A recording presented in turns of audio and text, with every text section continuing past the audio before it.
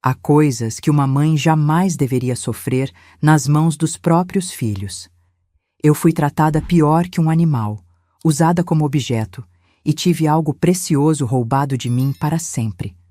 Eles pensaram que eu nunca teria coragem, mas depois de anos em silêncio, uma noite foi tudo o que precisei para virar o jogo. Meu nome é Lívia Andréia Silva, tenho 74 anos e moro aqui em Belo Horizonte, Minas Gerais. Fui professora primária durante quase 4 décadas, até me aposentar em 2011. O que vou contar hoje é algo que carrego em silêncio há tantos anos que às vezes me pergunto se tudo não foi apenas um pesadelo.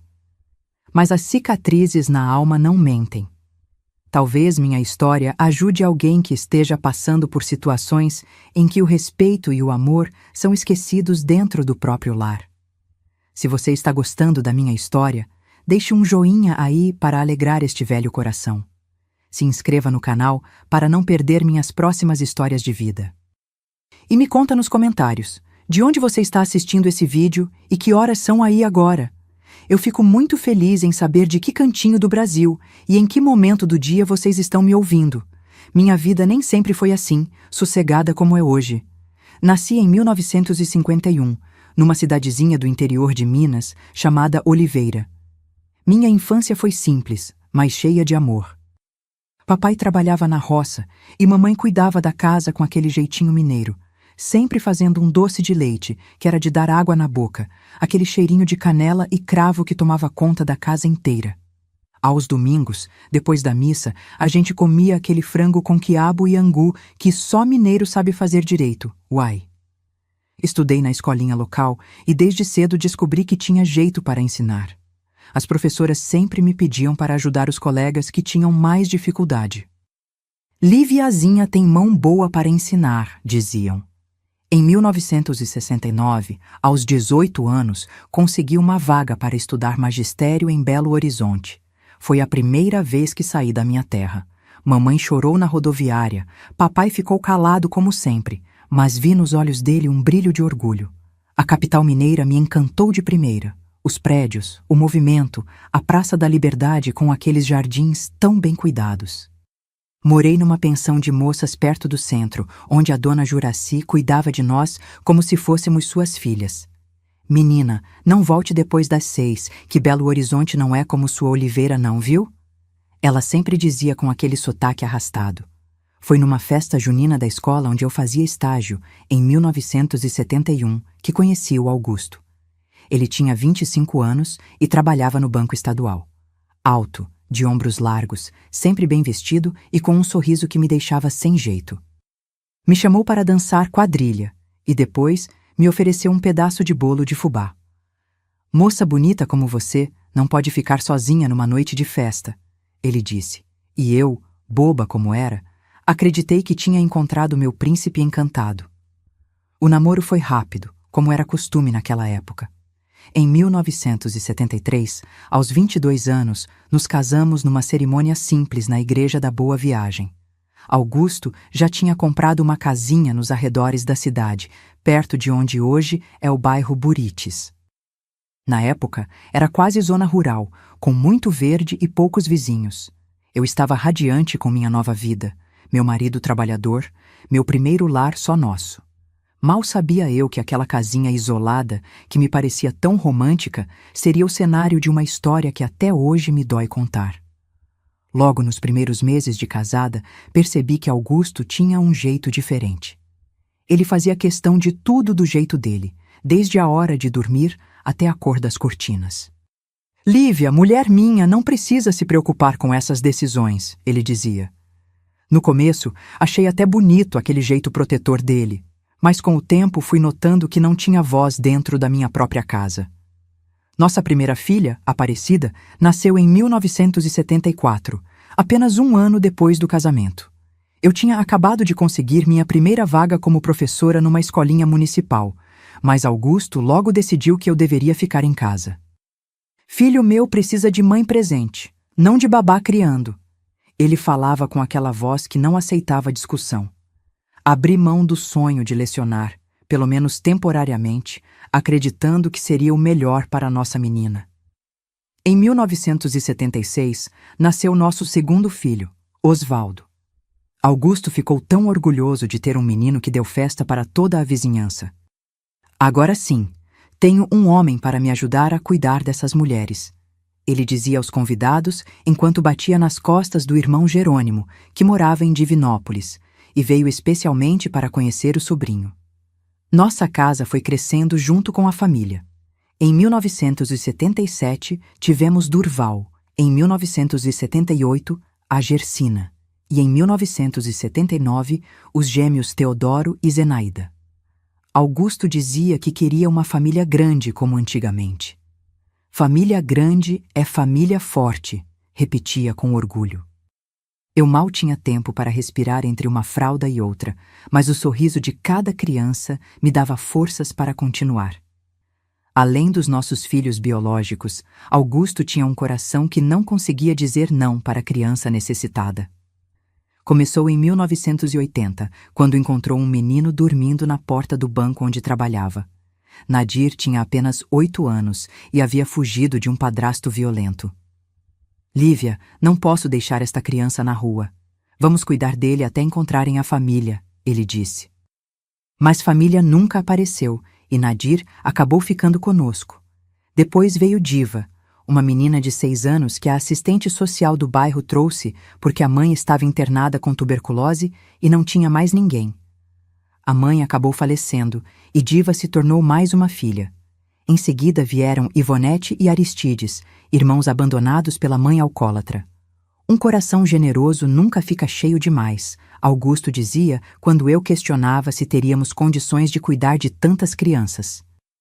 Por volta de 1985, nossa casa já abrigava 14 crianças, entre biológicas e adotadas.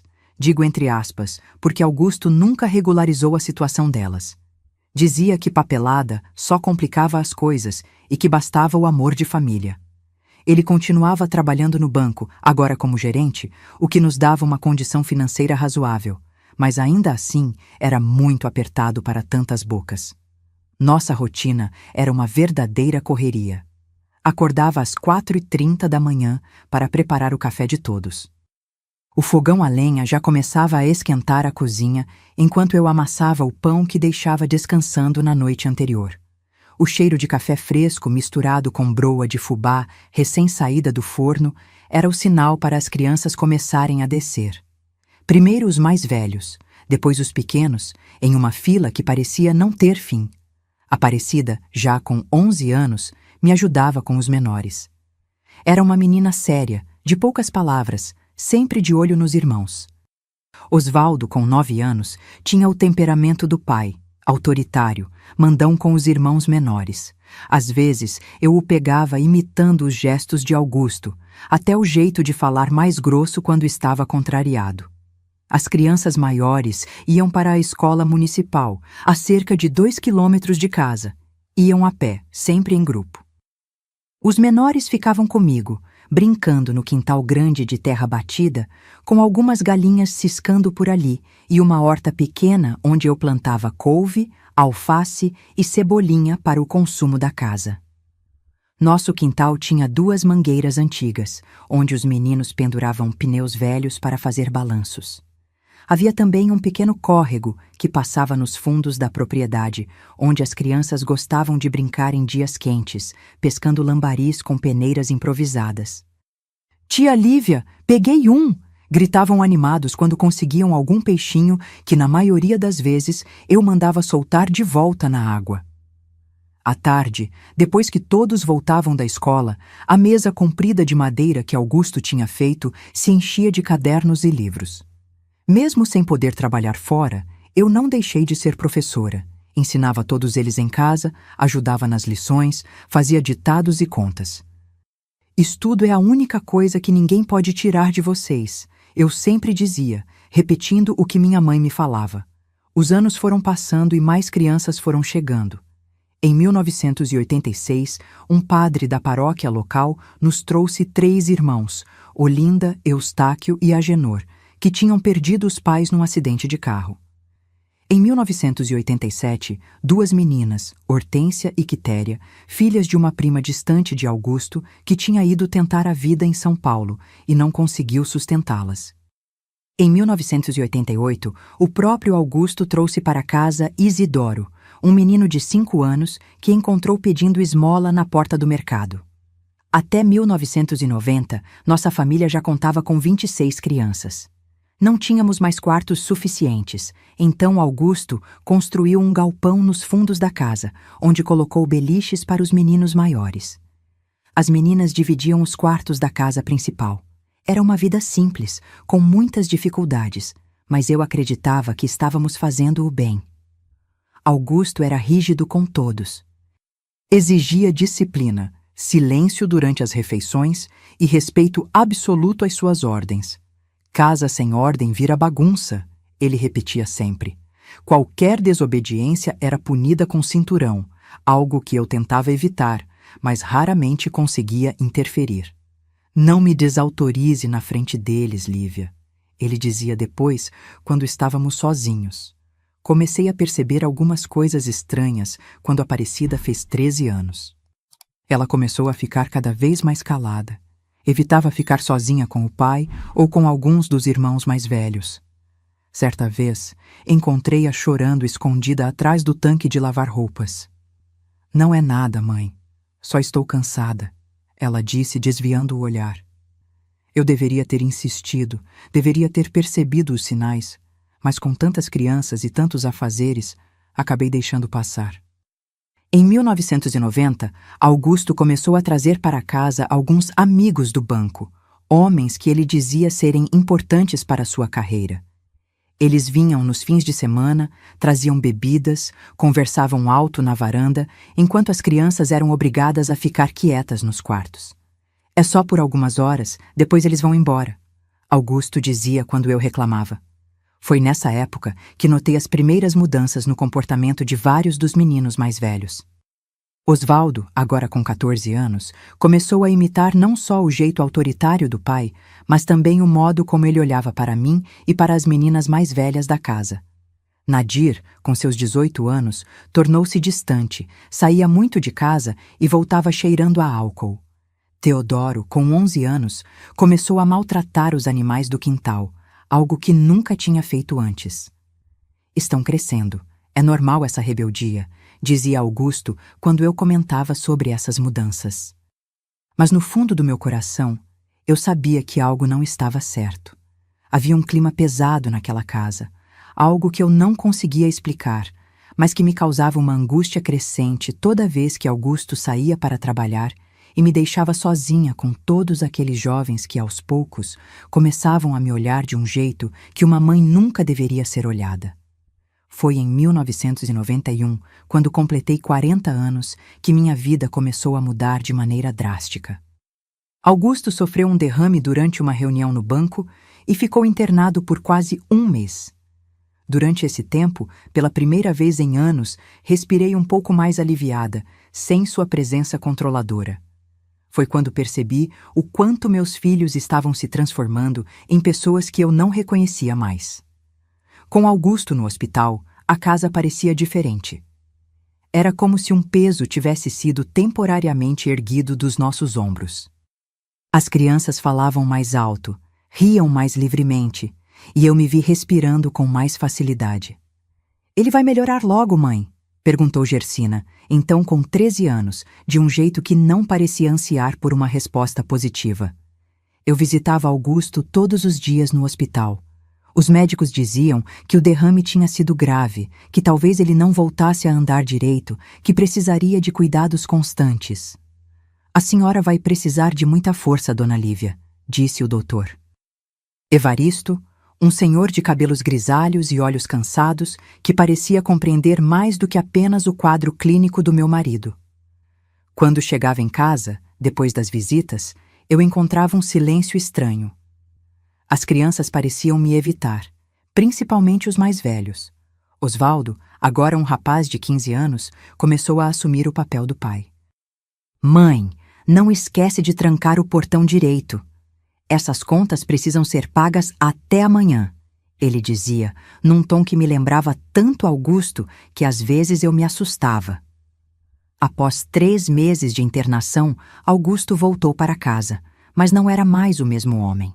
Metade do rosto paralisado, dificuldades para falar, dependente de uma cadeira de rodas. Sua personalidade também mudou, mais calado, mais amargo, com acessos de raiva que faziam as crianças menores correrem para se esconder.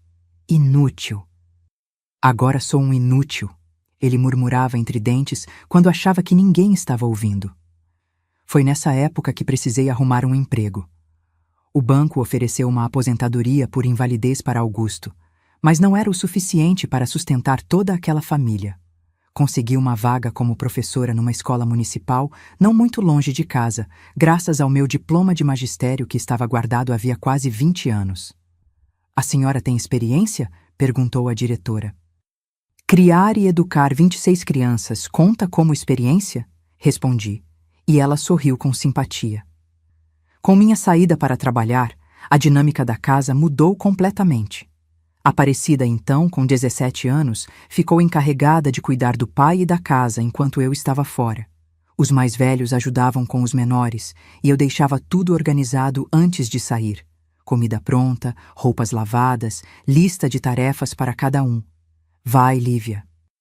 Vai ganhar o pão que eu não posso mais trazer, Augusto me disse no primeiro dia que saí para trabalhar. Havia uma mistura de vergonha e ressentimento em sua voz que me partia o coração. Os primeiros meses foram difíceis, mas aos poucos fomos encontrando um novo ritmo. Eu saía às 6h30 da manhã e voltava às 17h30. Dava aulas para o primário, crianças entre 7 e 10 anos. Era cansativo, mas me sentia viva de novo, útil. As crianças da escola me chamavam de Tia Lívia, e eu voltava para casa com histórias sobre seus progressos, seus desenhos, suas perguntas curiosas. Foi em 1992, quase um ano depois do derrame de Augusto, que comecei a notar mudanças preocupantes em casa. Chegava exausta do trabalho e encontrava a casa cada vez mais bagunçada. As crianças menores pareciam assustadas, se escondiam nos cantos. Aparecida estava cada vez mais calada, com olheiras profundas e um olhar vazio. Está tudo bem? Eu perguntava. Só cansaço, mãe. Ela respondia, desviando os olhos. Uma noite, acordei com um choro abafado vindo do quarto das meninas. Levantei-me devagar para não acordar Augusto, que agora dormia num quarto adaptado no térreo, e segui o som. Era Quitéria, então com 10 anos, encolhida na cama, abraçada à irmã Hortência. O que houve, minha flor? Perguntei, sentando na beira da cama. Tive um pesadelo, só isso, ela respondeu, mas seu olhar contava outra história. Hortência apenas apertou mais forte a mão da irmã. Nessa mesma época, Nadir e alguns dos rapazes mais velhos começaram a trazer bebidas para casa. Escondiam as garrafas no galpão dos fundos, mas eu encontrava as evidências. O cheiro no hálito deles, as garrafas vazias jogadas no quintal, o comportamento alterado. É só uma cervejinha de vez em quando, mãe. Que mal tem? Dizia Teodoro, então com 13 anos, mas com um jeito de falar que parecia muito mais velho. Em uma tarde de domingo, voltando mais cedo da feira, encontrei um carro desconhecido estacionado na frente de casa. Entrei sem fazer barulho e ouvi vozes masculinas vindas da sala. Eram 3 homens que eu nunca tinha visto antes, conversando com Osvaldo e Nadir. Quando me viram, houve um silêncio repentino. São só amigos da escola, mãe, explicou Osvaldo rapidamente. Os homens se despediram e saíram apressados. Mais tarde, naquele mesmo dia, encontrei Aparecida chorando no tanque de lavar roupas. O que está acontecendo nessa casa, filha? Perguntei, segurando suas mãos entre as minhas. Ela hesitou, depois olhou para os lados, como se certificando que estávamos sozinhas. Tem coisa errada acontecendo aqui, mãe. Os meninos, eles estão diferentes desde que o pai ficou doente. Trazem gente estranha, bebem e... Ela parou, como se as próximas palavras fossem pesadas demais para sair. E o que, filha? Insisti. Nada, mãe. Esquece. Só fica de olho nas meninas menores, tá? ela disse, enxugando as lágrimas e voltando para suas tarefas. Aquela conversa incompleta ficou martelando na minha cabeça por dias. Comecei a prestar mais atenção, a chegar em casa em horários diferentes, a fazer perguntas às crianças menores. Percebi que algumas das meninas, especialmente as mais novas como Olinda e Quitéria, evitavam ficar sozinhas com certos rapazes da casa. Diva, então com 15 anos, começou a trancar a porta do quarto à noite, algo que nunca tinha feito antes. Uma noite, já perto das 10 horas, precisei ir à cozinha buscar um remédio para Augusto. A casa estava quieta, todos supostamente dormindo. No corredor que levava à cozinha, ouvi vozes abafadas vindas do galpão dos fundos. Aproximei-me devagar e, pela fresta da janela, vi uma cena que gelou meu sangue. Osvaldo, Nadir, Aristides e 2 homens mais velhos que eu reconheci como os amigos que tinham visitado a casa. Eles bebiam, riam baixo e contavam dinheiro. "Semana que vem tem mais", disse um dos homens guardando algo em uma pasta. "Só não comenta com a velha, entendeu?", completou, referindo-se claramente a mim. Voltei para o quarto com as pernas tremendo, esquecendo completamente do remédio de Augusto. O que estava acontecendo na minha própria casa? Que tipo de negócio meus filhos estavam fazendo pelas minhas costas? Nas semanas seguintes, notei mais coisas estranhas. Roupas de bebê escondidas num armário do porão. Uma conversa abafada sobre quando ela vai estar pronta. Dinheiro que aparecia misteriosamente, que Osvaldo dizia ser de bicos que ele e os rapazes faziam na cidade. E o mais perturbador, Gersina, minha filha de 14 anos, com enjoos matinais que ela tentava esconder. Resolvi confrontá-la num domingo, quando consegui ficar sozinha com ela no quintal. "Filha, você precisa me contar o que está acontecendo", falei, olhando diretamente em seus olhos. Ela desviou o olhar, mas vi quando uma lágrima escorreu pelo seu rosto. "Não posso, mãe. Eles vão me machucar se eu contar. Vão machucar você também." Aquelas palavras me atingiram como um soco. "Quem vai machucar você, filha? Quem está te ameaçando?" Ela apenas balançou a cabeça, secou as lágrimas e saiu correndo para dentro de casa. Naquela noite, não consegui dormir. Fiquei pensando em tudo o que tinha observado nos últimos meses. As mudanças no comportamento dos meninos, o medo das meninas, os homens estranhos, o dinheiro, as roupas de bebê. Foi uma semana depois desse dia que encontrei Gersina vomitando no banheiro de manhã cedo, antes de eu sair para a escola. "É só uma indisposição, mãe", ela disse, mas havia algo no seu olhar que me quebrou por dentro. "Você está grávida, não está?", perguntei em voz baixa. Ela não respondeu com palavras, mas seu silêncio e as lágrimas que corriam livremente foram resposta suficiente. "Quem é o pai?", perguntei, já temendo a resposta. Ela apenas balançou a cabeça, incapaz de falar. Nessa mesma noite, depois que todos pareciam ter ido dormir, ouvi sons vindos do quarto de Gersina. Levantei-me silenciosamente e caminhei pelo corredor escuro. A porta do quarto estava entreaberta, e o que vi pela fresta me deixou paralisada. Osvaldo, meu próprio filho, sentado na beira da cama de Gersina, segurando o braço dela com força, enquanto dizia em voz baixa, mas ameaçadora: "Você não contou nada para ela, né? Porque se contou..." Não consegui ouvir o resto. Voltei para meu quarto com o coração aos pulos, a mente tentando processar o impensável. O que estava acontecendo sob meu próprio teto? O que meus próprios filhos estavam fazendo uns com os outros e comigo? No dia seguinte, faltei ao trabalho pela primeira vez. Esperei todos saírem, os mais velhos para seus bicos, os menores para uma escola, e comecei uma busca desesperada pela casa. No fundo do armário de Nadir, encontrei um caderno com anotações, datas, valores. Nos pertences de Osvaldo, um maço de dinheiro que um professor como eu levaria meses para ganhar. E no galpão dos fundos, escondido sob uma tábua solta, algo que confirmou meus piores temores: fotos. Fotos que nenhuma mãe deveria ver. Fotos que mostravam claramente o horror que estava acontecendo em minha própria casa. Quando Augusto acordou e me viu sentada na sala, cercada por aquelas evidências, com o rosto marcado de lágrimas, ele apenas perguntou: "Descobriu, né?" E naquele momento, entendi que ele sabia. Talvez não soubesse de tudo, mas sabia o suficiente. E seu silêncio o tornava cúmplice. "Como você pôde permitir isso?" perguntei, a voz trêmula de raiva e decepção. "O que eu podia fazer, preso nesta cadeira?" Eles me ameaçaram também, Lívia. Disseram que me abandonariam, que me deixariam morrer sozinho se eu contasse. Naquele momento, alguma coisa se quebrou dentro de mim. O homem por quem eu havia sacrificado meus sonhos, o pai dos meus filhos, havia permitido que nossa casa se transformasse em um lugar de horror.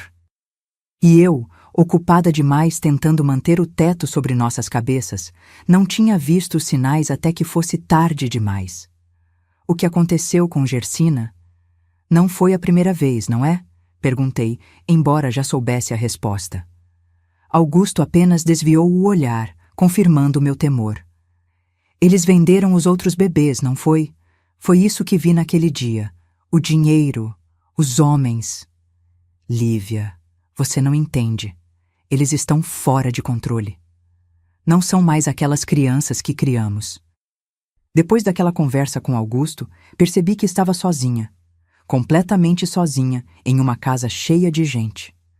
Passei a noite inteira acordada, pensando no que fazer. Denunciar meus próprios filhos? Fugir com as meninas mais novas?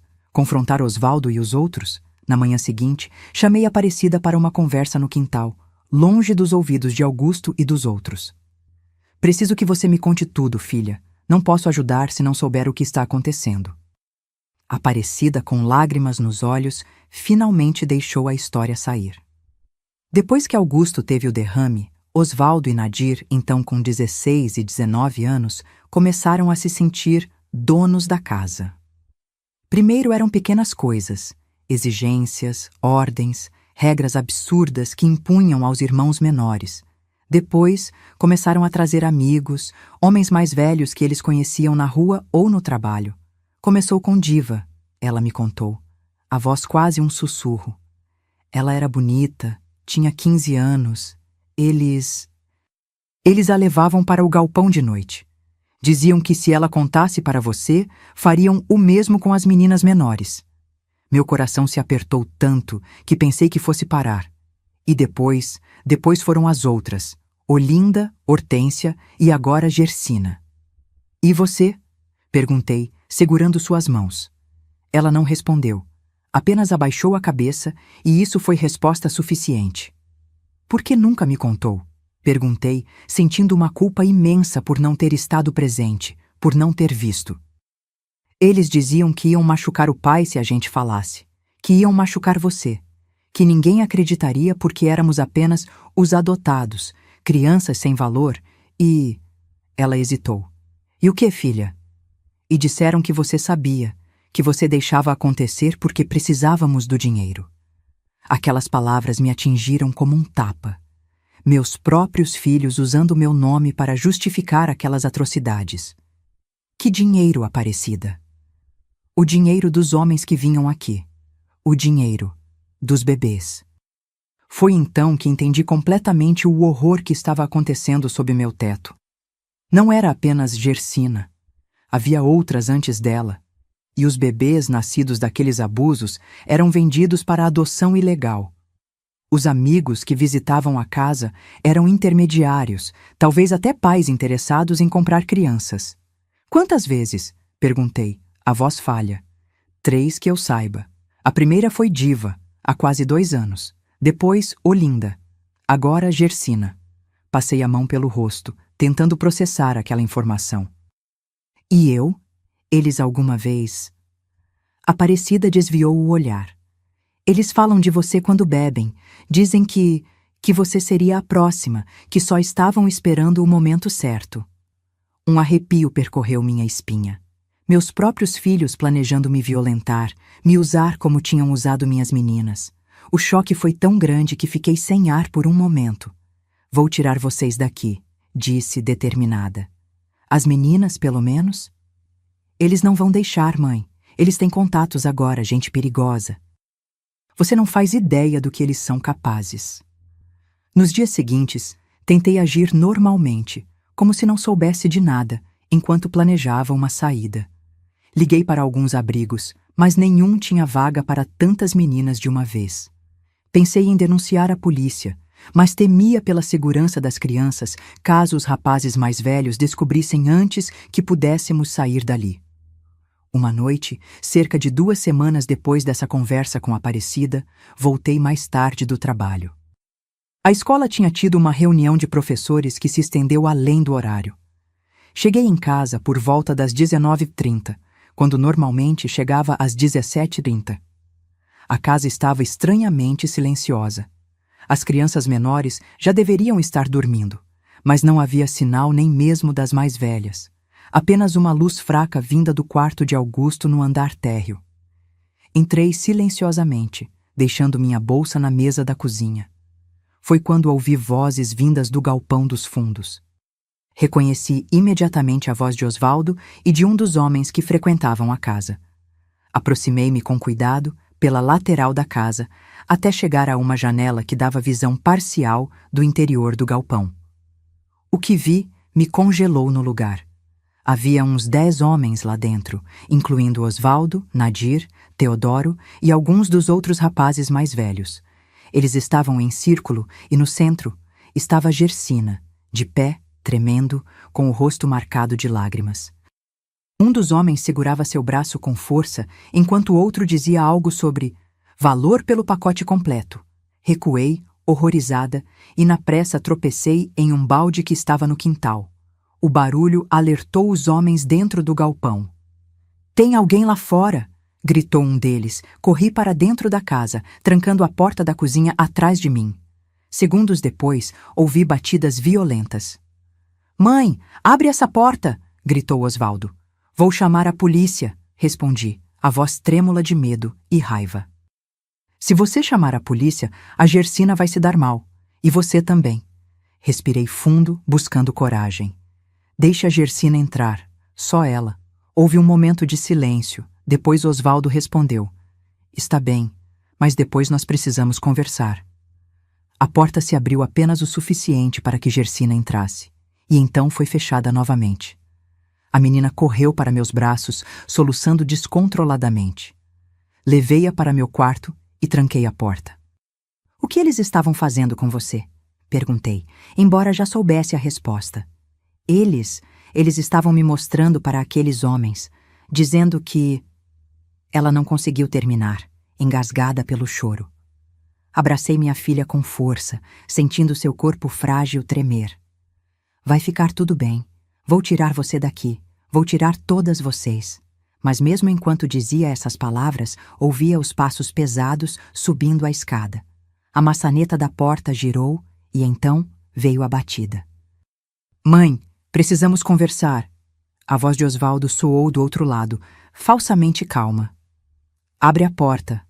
"Vá embora. Amanhã conversamos", respondi, segurando Gersina mais perto. "Não é assim que funciona mais. Ou você abre essa porta agora, ou nós a derrubamos." Nunca tinha ouvido meu filho falar assim, com tanta frieza, tanta ameaça na voz. "Vou chamar a polícia", ameacei novamente. Uma risada seca veio do outro lado da porta. "E dizer o quê? Que não consegue controlar seus próprios filhos? Que tem uma casa cheia de crianças sem documentos? Que não notou o que estava acontecendo debaixo do seu nariz por 2 anos?" Cada palavra era como uma faca, principalmente porque havia alguma verdade nelas. Como eu explicaria às autoridades que tinha permitido que isso acontecesse, mesmo sem saber? A porta começou a tremer com as batidas. "Vamos contar até 3, mãe. 1. Olhei ao redor, desesperada, procurando uma saída, uma arma, qualquer coisa. 2. Foi quando ouvi a voz de Augusto. "O que está acontecendo aqui?" As batidas pararam. "Nada, pai. A mãe está com a Gersina no quarto e não quer abrir. Estamos preocupados." "Preocupados?" A voz de Augusto soou fraca, mas firme. "Vi os homens saindo pelos fundos. O que eles estavam fazendo aqui?" "Amigos meus, vieram jogar cartas." "Não minta pra mim, moleque." A voz de Augusto subiu de tom, surpreendendo até a mim. Sei o que vocês têm feito. A Lívia me contou tudo. Houve um momento de silêncio, depois ouvi passos se afastando. Minutos depois, uma batida leve na porta. Lívia, sou eu. Os meninos foram embora. Abri a porta com cuidado. Augusto estava ali em sua cadeira de rodas, o rosto pálido. Atrás dele, no corredor, estavam Aparecida e algumas das meninas mais novas, todas com expressões de medo. Eles voltarão, disse Augusto entrando no quarto. Quando perceberem que eu estava blefando, não podemos ficar aqui. Olhei para ele, confusa. O que você quer dizer? Eles não vão parar. Estão envolvidos com gente perigosa, gente que paga bem por bebês. A dificuldade com que ele disse essas palavras mostrava o quanto a realidade o enojava também. Você sabia o tempo todo, acusei, a raiva voltando. Não no início. Descobri há alguns meses, quando ouvi uma conversa entre Osvaldo e Nadir. Tentei falar com eles, mas... Ele apontou para a própria condição física. Me ameaçaram. Disseram que me abandonariam, que eu morreria sozinho se contasse a você. E você acreditou? Preferiu proteger a si mesmo a proteger suas filhas? O rosto de Augusto se contorceu de vergonha. Eu fui fraco, Lívia, fraco e covarde, mas agora estou aqui e precisamos tirar as meninas desta casa antes que eles voltem. Naquela noite, vivemos horas de puro terror. Ligamos para a única pessoa em quem podíamos confiar, Jerônimo, o irmão de Augusto, que vivia em Divinópolis. Ele prometeu vir nos buscar, mas levaria pelo menos 4 horas para chegar. Enquanto isso, barricamos as portas e juntamos as meninas menores em meu quarto. As horas se arrastaram, cada barulho do lado de fora nos fazendo pular. Tentei acalmar as crianças contando histórias, fingindo uma tranquilidade que estava longe de sentir. Por volta da meia-noite, ouvimos um carro parar na frente da casa. Depois, passos e vozes alteradas. Osvaldo e os outros haviam voltado e não estavam sozinhos. Mãe, sabemos que está aí. Abre a porta ou vamos derrubar. O coração batendo disparado, instruí as crianças a se esconderem no banheiro. Augusto ficou na sala, em sua cadeira, como última barreira entre os rapazes e as meninas. As batidas na porta se intensificaram até que, finalmente, ouvimos o estilhaçar da madeira. Eles haviam entrado. O que aconteceu a seguir foi como um pesadelo em câmera lenta. Osvaldo e Nadir entraram primeiro, seguidos por 3 homens que eu não reconhecia. Augusto tentou detê-los, mas foi facilmente empurrado para o lado, sua cadeira de rodas tombando. Onde está a Gersina? Exigiu Osvaldo, agora sem qualquer disfarce de respeito. Ela não está aqui, menti, tentando ganhar tempo. Levei-a para a casa de uma amiga. Osvaldo se aproximou de mim, o rosto a centímetros do meu. Pude sentir o cheiro de álcool em seu hálito. Você está mentindo. Sabemos que estão todas aqui. Foi quando ele me agarrou pelo braço, com tanta força que senti os dedos afundarem na minha carne. Agora você vai nos ouvir e vai ouvir bem. Essa casa é nossa agora. Essas crianças são nossas. E você... Ele sorriu de um jeito que me gelou a alma. Você vai finalmente entender seu lugar nesta família. Ele me arrastou em direção à escada, enquanto eu lutava e gritava. Os outros homens começaram a revistar a casa, procurando pelas meninas. No momento em que tudo parecia perdido, ouvimos a sirene de um carro de polícia se aproximando. A expressão de Osvaldo mudou instantaneamente do triunfo para o pânico. Quem chamou a polícia? Foi você? Gritou, apertando ainda mais meu braço. Nesse momento, Augusto falou da posição onde tinha caído. Fui eu, antes mesmo de vocês chegarem. Acabou, filho, acabou. Osvaldo me soltou como se tivesse sido queimado, e ele e os outros homens correram para os fundos da casa. Segundos depois, ouvimos o barulho de um carro arrancando em alta velocidade. Quando a polícia finalmente entrou, encontrou uma cena de devastação. Móveis quebrados, portas arrombadas e uma família destroçada. Mas estávamos vivos. As meninas estavam seguras por enquanto. E pela primeira vez em muito tempo, senti que talvez, apenas talvez, houvesse uma saída para aquele pesadelo. O que eu não sabia era que aquela noite seria apenas o começo de um período ainda mais difícil. Os rapazes haviam fugido, mas não desaparecido, e eles não estavam dispostos a desistir do lucrativo negócio que haviam construído, nem de sua vingança contra mim por tê-los denunciado. A polícia levou depoimentos de todos nós naquela noite, mas eu sabia que não tínhamos muito tempo. Osvaldo e os outros haviam fugido, mas não iriam longe. Eles tinham contatos, dinheiro e, principalmente, um negócio que não abandonariam facilmente. O sargento Edmilson, um homem de meia-idade com olhos cansados que pareciam ter visto de tudo, me aconselhou a sair da casa o quanto antes.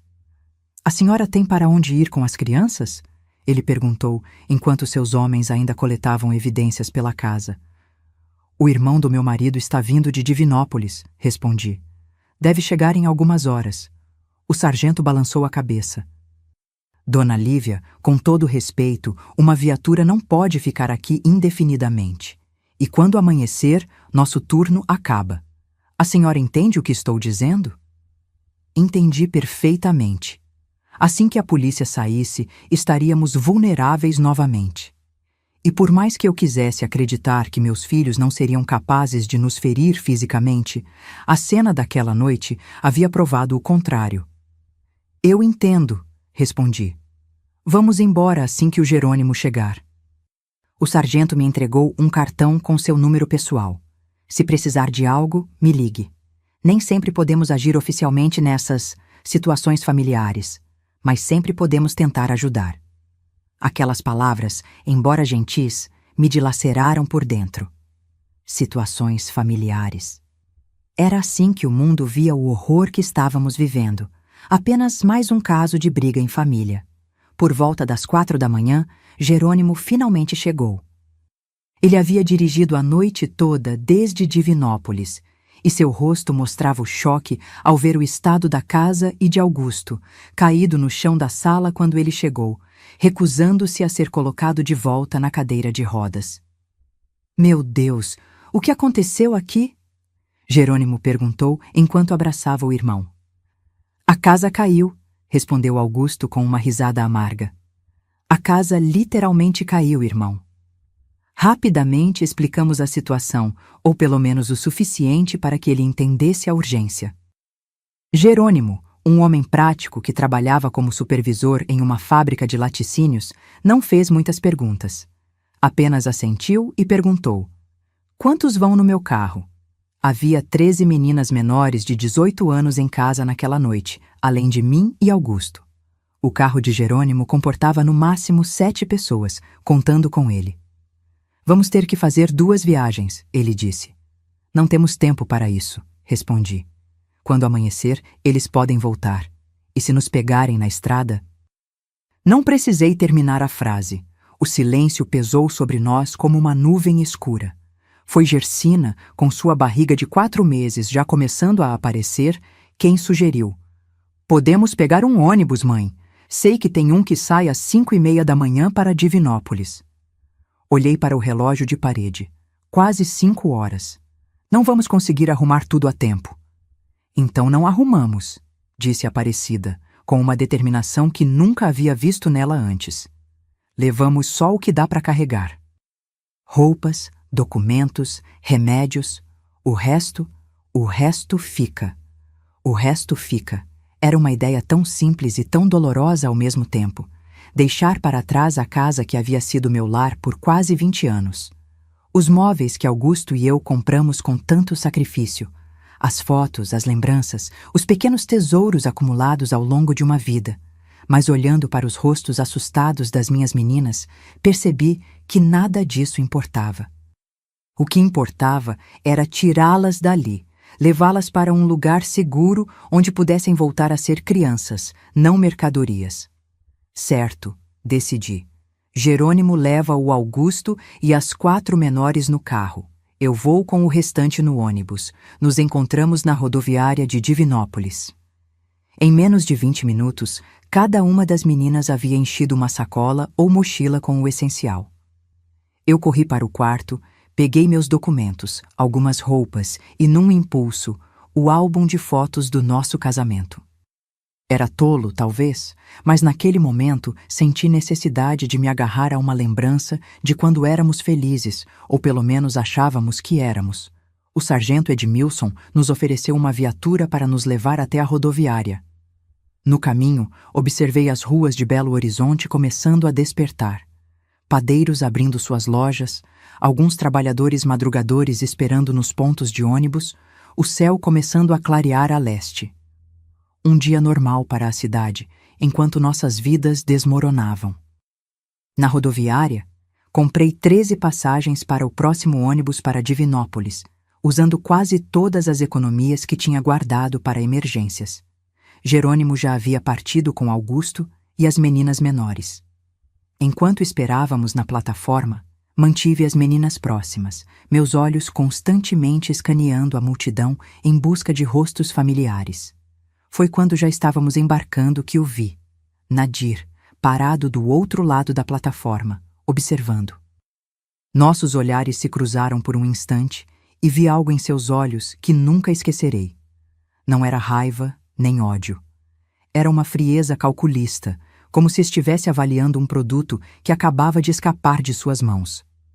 Empurrei a Aparecida, que estava à minha frente, para dentro do ônibus. Rápido! Entrem todas! Sussurrei urgentemente. Mas era tarde demais. Nadir já estava se movendo em nossa direção e vi que não estava sozinho. Teodoro e 2 homens que não reconheci estavam com ele. Mãe! E começou Gersina, o medo evidente em sua voz. Entrem no ônibus, repeti, tentando manter a calma. Eu vou logo atrás. Quando a última das meninas entrou, virei-me para enfrentar meus filhos. Nadir chegou primeiro, parando a poucos passos de mim. Aonde pensa que vai, mãe? Ele perguntou, com uma falsa doçura na voz. Para longe de vocês, respondi simplesmente. Ele riu, um som que não tinha nada de alegre. E acha que vamos deixar, depois de tudo que você fez? Depois de tudo que eu fiz? Minha voz subiu 1/8. Vocês abusaram das suas próprias irmãs, venderam bebês, e eu que fiz algo errado? Nadir olhou ao redor, preocupado que alguém pudesse ouvir. Abaixa a voz, sibilou. Você não sabe do que está falando. Sei perfeitamente. E se vocês não me deixarem ir agora mesmo, vou gritar para toda esta rodoviária ouvir o que vocês fizeram. Foi um blefe desesperado, mas funcionou. Nadir recuou um passo, olhando nervosamente para os seguranças da rodoviária que passavam não muito longe. Você não vai longe, ele ameaçou. Sabemos onde o tio Jerônimo mora. Vamos encontrar vocês. Então vou para mais longe ainda, respondi. E se vocês se aproximarem das meninas novamente, juro por Deus que faço vocês pagarem. Nesse momento, o motorista do ônibus buzinou, indicando que era hora de partir. Dei as costas aos meus filhos e subi os degraus, sentindo suas miradas nas minhas costas como facas afiadas. Sentei-me ao lado de Gersina, que tremia como uma folha. O ônibus começou a se mover, e pela janela vi Nadir e os outros parados na plataforma, observando nossa partida com expressões que misturavam raiva e cálculo. Eles vão vir atrás de nós, não vão? Perguntou Gersina, sua mão instintivamente protegendo a barriga. Provavelmente, respondi honestamente. Mas não vamos estar lá quando chegarem. Foi nesse momento, com o ônibus deixando Belo Horizonte para trás, que algo quebrou dentro de mim. Não era apenas tristeza ou medo. Era uma fúria que nunca havia sentido antes. Uma raiva primitiva, visceral, direcionada não apenas aos meus filhos, mas a mim mesma, por não ter visto, por não ter protegido, por ter sido tão cega por tanto tempo. As lágrimas escorriam pelo meu rosto, mas não eram lágrimas de desespero. Eram lágrimas de determinação. Ali, naquele ônibus sacolejante, fiz uma promessa a mim mesma e às meninas que confiavam em mim. Nunca mais seríamos vítimas. Nunca mais. Quando chegamos a Divinópolis, Jerônimo já nos esperava na rodoviária local. Augusto estava no carro com as meninas menores, seu rosto uma máscara de vergonha e remorso. — O que aconteceu? Perguntou Jerônimo, notando minha expressão. — Nadir e os outros nos viram saindo, respondi. Eles sabem para onde estamos indo. Jerônimo praguejou baixinho. Minha casa não é segura, então. Não, concordei. Precisamos ir para mais longe. Foi quando Gersina, que havia permanecido em silêncio, falou. Minha tia Zulmira mora em Uberlândia. Ela sempre disse que eu podia visitá-la quando quisesse. Uberlândia ficava a mais de 400 quilômetros de Belo Horizonte, no Triângulo Mineiro. Longe o suficiente para nos dar algum tempo, pelo menos. Você tem o endereço? Perguntei. Gersina assentiu. Ela me escrevia cartas às vezes. Tenho o endereço decorado. Uberlândia, então, decidiu Jerônimo. Mas precisamos ir agora. Se Nadir sabe que estão comigo, não vai demorar a aparecer. Ele nos levou para um hotel barato perto da rodoviária, onde poderíamos descansar algumas horas antes de seguir viagem. No quarto pequeno e simples que dividi com Aparecida e Gersina, não consegui dormir. Fiquei sentada na beirada da cama, olhando pela janela as luzes de Divinópolis, pensando no que havíamos deixado para trás e no que ainda tínhamos pela frente. Mãe! A voz de Gersina me tirou dos meus pensamentos. O que vai acontecer com o meu bebê? A pergunta me pegou desprevenida. Com tudo o que havia acontecido, quase havia me esquecido da gravidez de Gersina. Um bebê concebido na violência, mas ainda assim, um bebê inocente. O que você quer que aconteça? Perguntei suavemente. Ela hesitou, as mãos acariciando a pequena saliência em sua barriga. Quero ficar com ele, disse finalmente. Sei que vai ser difícil, mas é meu filho. Senti uma onda de admiração por aquela menina. Não, aquela mulher, que mesmo depois de tudo que havia passado, ainda encontrava em si a capacidade de amar. Então vamos cuidar dele juntas, prometi, segurando suas mãos. Foi nessa noite, em um quarto de hotel em Divinópolis, que tomei a decisão mais difícil da minha vida. Não bastava fugir. Não bastava nos esconder. Tínhamos que cortar completamente os laços com o passado. Deixar para trás não apenas uma casa, mas uma vida inteira. Na manhã seguinte, antes de partirmos para Uberlândia, pedi a Jerônimo papel e caneta. Sentei-me na pequena mesa do quarto de hotel e escrevi 2 cartas. A primeira era endereçada ao diretor da escola onde eu lecionava, explicando que precisava pedir demissão imediatamente por motivos familiares graves. A segunda era para Osvaldo, Nadir e os outros. Nessa segunda carta, despejei tudo o que sentia. A decepção, a raiva, a dor de ter sido traída por meus próprios filhos. Disse que nunca mais queria vê-los, que não os considerava mais meus filhos, e que se tentassem nos encontrar, eu não hesitaria em denunciá-los à polícia, não importando as consequências para mim ou para o nome da família. Se vocês têm um pingo de decência, escrevi nas últimas linhas, usem o dinheiro sujo que ganharam para cuidar do pai de vocês, que não tem culpa de ter criado monstros. Entreguei as cartas a Jerônimo, pedindo que postasse a primeira e entregasse a segunda pessoalmente, se e quando Osvaldo ou os outros aparecessem procurando por nós. Quando finalmente embarcamos no ônibus para Uberlândia, eu estava diferente. A mulher que saiu de Belo Horizonte não era mais a mesma que havia entrado. Algo havia mudado fundamentalmente dentro de mim. O medo e a vergonha haviam dado lugar a uma resolução férrea.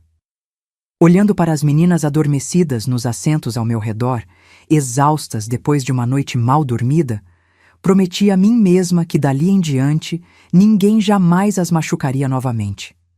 Ninguém jamais as trataria como objetos, como mercadorias. E eu nunca mais seria a mulher submissa e cega que havia permitido que aquele horror acontecesse bem debaixo do meu nariz. A estrada para Uberlândia se desenrolava à minha frente, um símbolo do novo caminho que estávamos prestes a trilhar.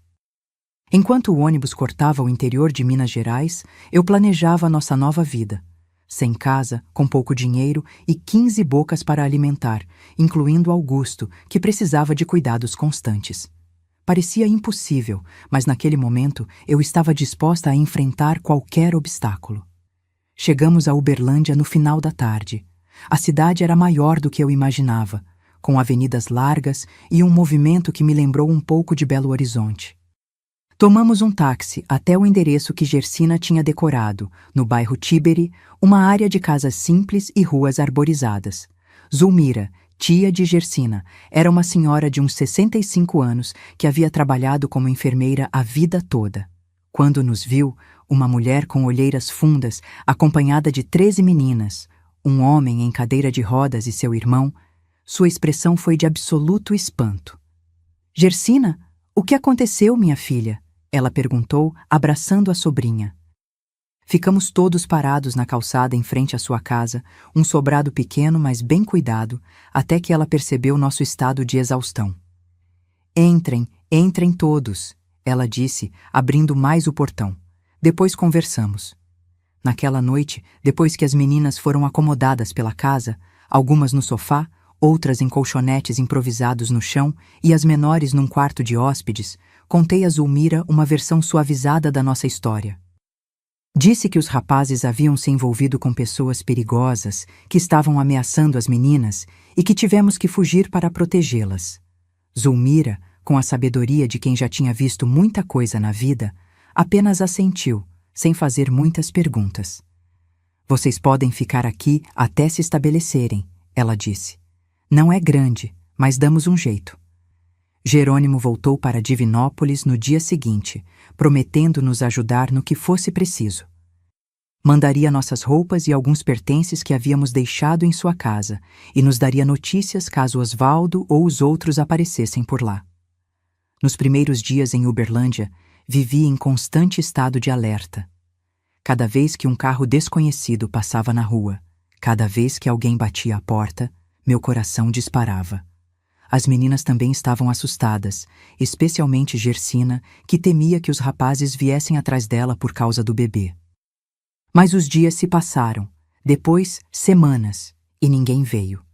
Jerônimo nos informou que, de fato, Osvaldo e Teodoro haviam aparecido em sua casa, exigindo saber onde estávamos. Ele entregou minha carta e disse que não tinha ideia de para onde tínhamos ido depois de Divinópolis. Os rapazes ficaram furiosos, mas acabaram indo embora. Enquanto isso, começamos a nos estabelecer em Uberlândia. Com a ajuda de Zulmira, consegui um emprego como professora substituta em uma escola municipal.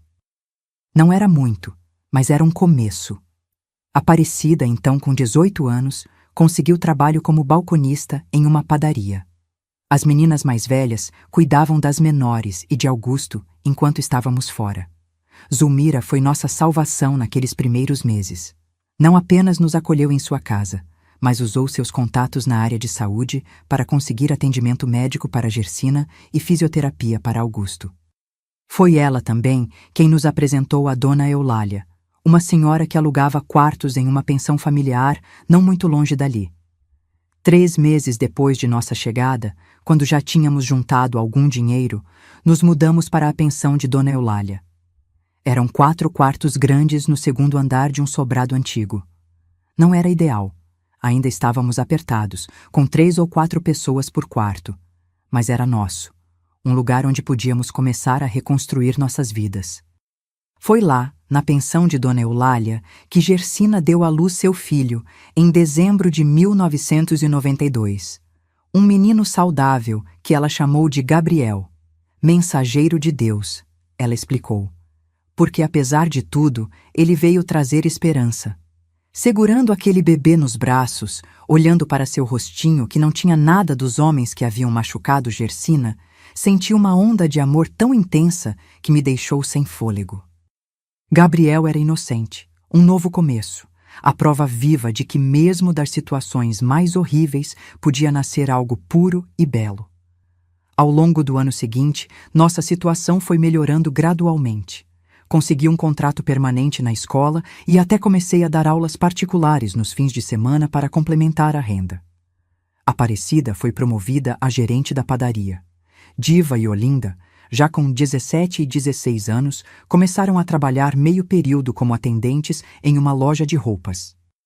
Augusto, no entanto, estava cada dia mais abatido. A fisioterapia tinha ajudado a recuperar parte da sua mobilidade, mas ele nunca mais seria o mesmo. Não era apenas a condição física, era algo mais profundo, um abatimento da alma que parecia consumi-lo de dentro para fora. Não consigo olhar para vocês sem me lembrar do que eu permiti que acontecesse. Ele me disse uma noite, quando estávamos sozinhos. Cada vez que vejo a Gersina com o Gabriel, cada vez que vejo o medo nos olhos das meninas, sei que foi minha culpa. Foi culpa de todos nós, respondi, sem conseguir sentir a raiva que antes me consumia. Eu também não vi o que estava acontecendo bem debaixo do meu nariz. Mas eu sabia, Lívia. Sabia e não fiz nada. Que tipo de homem isso me faz? Não tinha resposta para essa pergunta. Augusto havia falhado, sim, mas eu também. Todos nós, de alguma forma, havíamos falhado com aquelas crianças. Em maio de 1994, um pouco mais de 2 anos após nossa fuga de Belo Horizonte, recebi uma ligação de Jerônimo. Seu tom de voz me disse que algo estava errado antes mesmo de ele falar.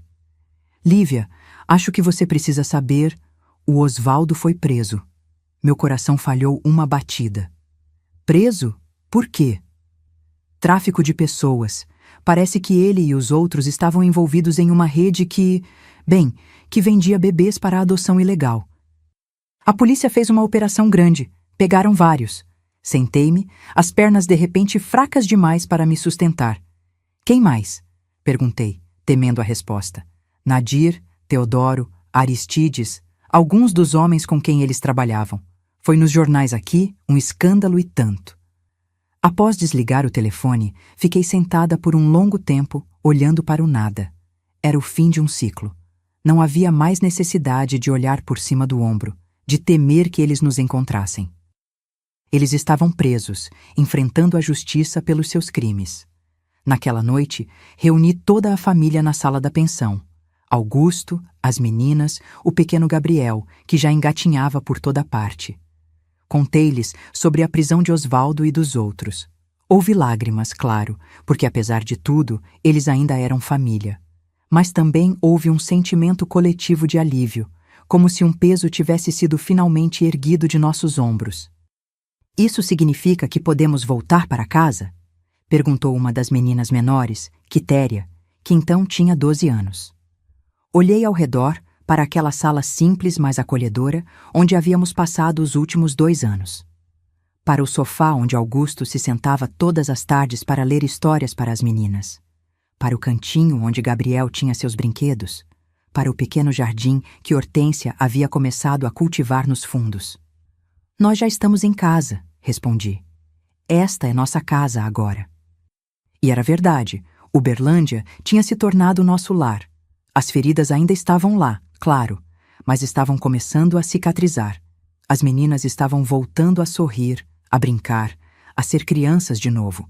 Gersina, com 16 anos, era uma mãe dedicada e tinha voltado a estudar, determinada a dar um futuro melhor para Gabriel. 2 meses depois da prisão de Osvaldo, recebi uma carta inesperada. Era de Durval, um dos meus filhos biológicos, que tinha 17 anos quando saímos de Belo Horizonte. Ele não estava envolvido no esquema de Osvaldo. Era um dos poucos rapazes mais velhos que havia se mantido afastado. Mãe, escrevia ele, soube onde você está através do tio Jerônimo. Quero que saiba que não tenho nada a ver com o que os outros fizeram. Tentei impedir algumas vezes, mas eles eram mais fortes, mais numerosos. Estou morando em Ouro Preto agora, trabalhando e estudando. Gostaria muito de vê-la, se você permitir. Aquela carta abriu uma porta que eu pensava estar fechada para sempre. Durval foi o primeiro, mas não o último. Aos poucos, outros filhos que não haviam participado dos abusos começaram a nos procurar, arrependidos por não terem feito nada, ansiosos por reconectar com a família. Não foi fácil. Havia muita desconfiança, muito medo a superar. Mas aos poucos, com muito cuidado e limites claros, permitimos que alguns deles voltassem a fazer parte de nossas vidas. No início de 1995, conseguimos comprar uma casa. Nada de luxo, mas espaçosa o suficiente para todos nós. Estava localizada no bairro Jardim Finotti, uma área tranquila com muitas árvores e um parquinho por perto onde Gabriel adorava brincar. Foi a primeira vez, desde que saímos de Belo Horizonte, que senti que realmente tínhamos uma casa nossa. No dia da mudança, enquanto observava as meninas explorando animadas os cômodos, Augusto se aproximou em sua cadeira de rodas. Seu rosto, antes constantemente marcado pela culpa e pela vergonha, parecia um pouco mais leve. Conseguimos, Lívia, ele disse pegando minha mão. Contra todas as probabilidades, conseguimos. Olhei para ele, o homem que havia sido tanto parte do problema quanto parte da solução. Não havia perdoado completamente, talvez nunca perdoasse, mas havia aprendido a conviver com o passado sem deixá-lo definir nosso futuro. Sim, Augusto, respondi, apertando sua mão de volta. Nós conseguimos. E enquanto o sol se punha naquele dia, tingindo o céu de Uberlândia de laranja e rosa, senti uma paz que não experimentava há anos. Tínhamos passado pelo fogo e sobrevivido. Estávamos chamuscados, marcados para sempre de alguma forma, mas estávamos vivos. E mais importante, estávamos livres. Livres do medo, livres da violência, livres do silêncio que por tanto tempo havia sido nosso carcereiro. Livres para construir uma vida nova, baseada no respeito, no cuidado mútuo e no amor verdadeiro. Não o amor doentio e possessivo que tinha destruído nossa família, mas o amor que liberta, que cura, que redime.